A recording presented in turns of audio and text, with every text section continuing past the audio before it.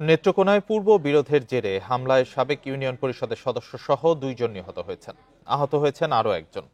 শনিবার রাতে মৌগাতি ইউনিয়নের জামাটি গ্রামে এই ঘটনা ঘটে।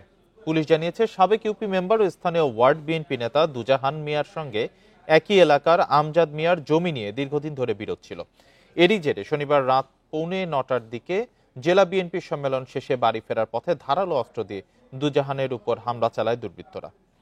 উদ্ধার করে হাসপাতালে ভর্তি করা হলে চিকিৎসক তাকে মৃত ঘোষণা করেন। এর পরপরই দুজাহানের সমর্থকদের হামলায় আমজাদের সমর্থক নূর মোহাম্মদ ও রফিক মিয়া আহত হন। তাদের হাসপাতালে নেওয়া হলে নূর মোহাম্মদকে মৃত ঘোষণা করেন চিকিৎসক। বিস্তারকে কেন্দ্র করে তাদের মূলত ঘটনার সূত্রপাত। এর পরবর্তীতে আরো জমি সংক্রান্ত এবং টাকা এইসব বিষয় অ্যাড হয়েছে আর কি। তো এটা এখানে আসলাম আমরা, গত রাত্রি আমরা পর্যাপ্ত পরিমাণে আইনশৃঙ্খলা বাহিনীর সদস্য মোতায়েন করেছি।